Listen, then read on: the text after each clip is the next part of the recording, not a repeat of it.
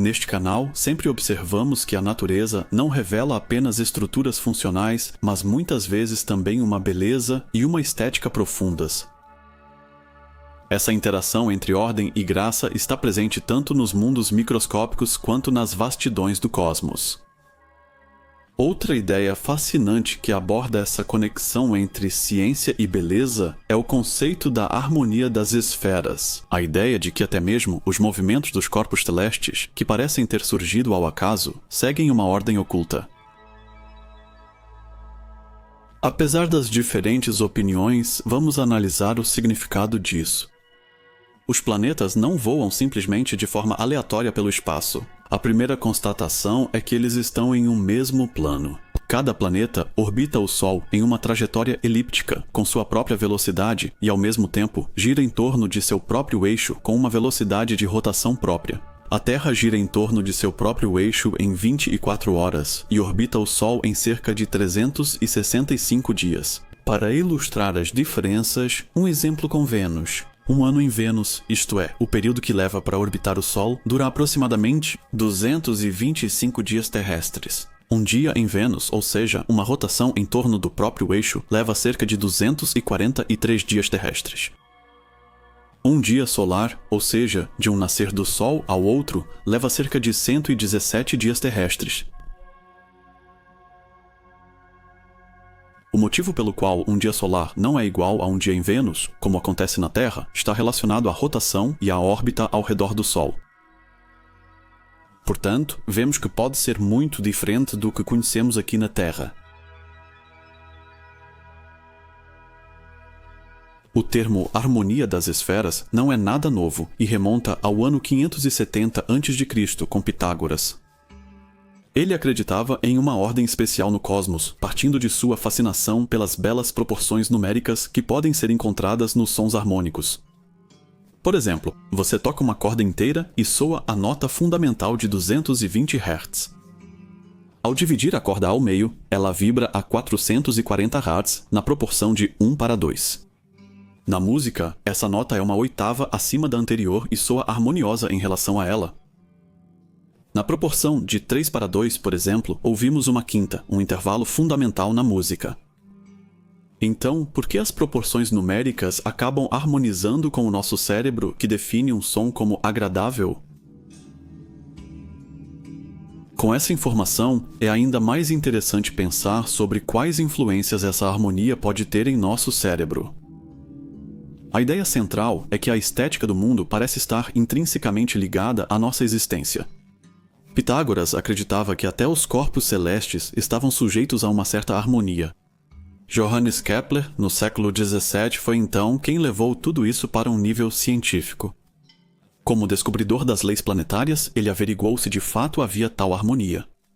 Ele descobriu que as órbitas, na verdade, são elipses e analisou as relações de velocidade em busca de harmonia. Ele é reconhecido por descobrir as leis dos planetas, mas quanto à harmonia das esferas, ainda há críticas. Ele via na criação muito mais do que apenas as secas leis da física. Mas será que ele estava certo?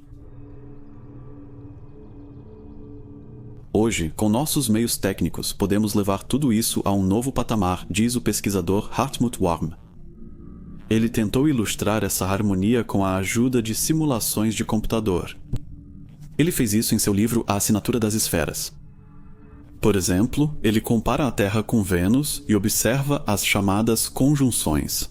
Esses são os pontos em que o Sol está alinhado com esses dois planetas e eles têm a menor distância possível entre si. Essas conjunções, com o passar do tempo agora, estão interligadas. Após 8 anos, até que essa conjunção ocorra novamente exatamente no mesmo lugar, surgem ao todo 5 conjunções, que, quando conectadas, formam um pentagrama. Após 8 anos, com uma pequena variação, o padrão recomeça do início. Devido a essa pequena variação de 2 dias, ele não ocorre exatamente no mesmo lugar, mas sim um pouco deslocado. Em outras palavras, existe ainda um ritmo superior. Agora você pode observar o pentagrama como um único objeto. Ele também gira em torno de si mesmo, o que leva mais de 1000 anos. E aqui se revela um conceito provavelmente importante.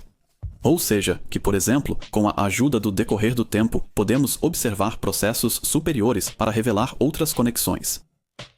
Se alguém conhecesse apenas a composição molecular da água, isso não significaria necessariamente que ele sabe o que a água realmente é. Ademais, ele traça uma linha reta entre os dois planetas periodicamente. Observem o padrão que emerge desse procedimento.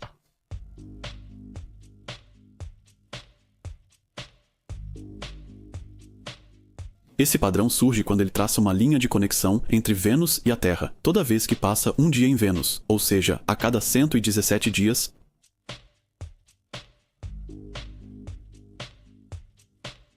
Se olharmos para Júpiter e Urano e traçarmos novamente as linhas retas entre eles, considerando também a conjunção como no nosso primeiro exemplo, ou seja, os pontos de menor distância, e conectando esses pontos, surge um hexágono. As figuras mais fundamentais também se repetem no macrocosmo. Hartmut Warm também analisa 3 planetas ao mesmo tempo. Por exemplo, ele acrescenta Marte a Júpiter e Urano. Nos momentos de conjunção entre Marte e Júpiter, ele traça uma linha reta entre Júpiter e Urano. Desta vez, só depois de cerca de 1000 anos é que surge uma bela figura. Aqui está a imagem de Marte a partir da perspectiva centrada em Vênus durante a conjunção Vênus-Netuno. E aqui Marte a partir da perspectiva centrada em Vênus durante a conjunção Vênus-Terra. Terra a partir da perspectiva centrada em Vênus em interação com Plutão. Vocês veem que as mais diversas constelações de parâmetros foram escolhidas. O que fazemos agora com essa descoberta? Essa área não tem potencial? Quase nunca se fala sobre isso. Isso também funciona em outros sistemas solares? Cada figura, cada combinação de números, todo o sistema de harmonia e o movimento dos astros deve aparecer para aquele que é devidamente instruído sobre isso como um único e grande todo comum. E assim lhe parecerá, desde que, seguindo essa orientação, ele mantenha sempre esse objetivo em mente. Pois para qualquer observador atento ficará claro que um laço natural envolve todos esses objetos.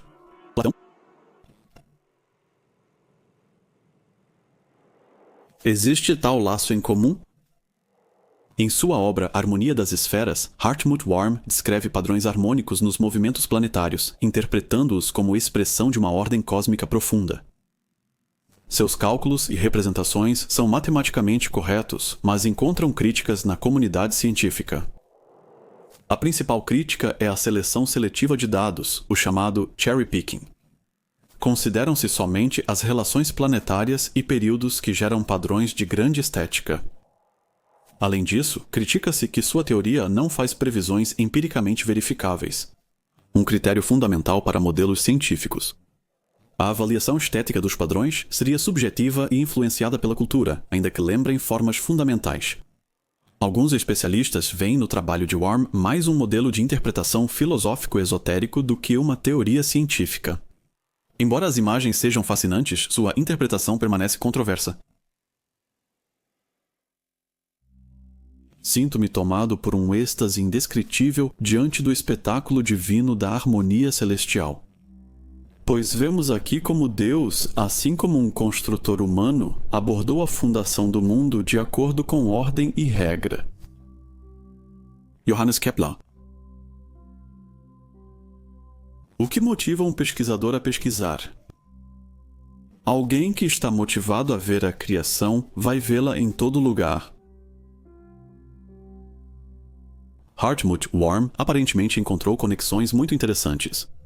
A interpretação, como sempre, está nos olhos de quem vê.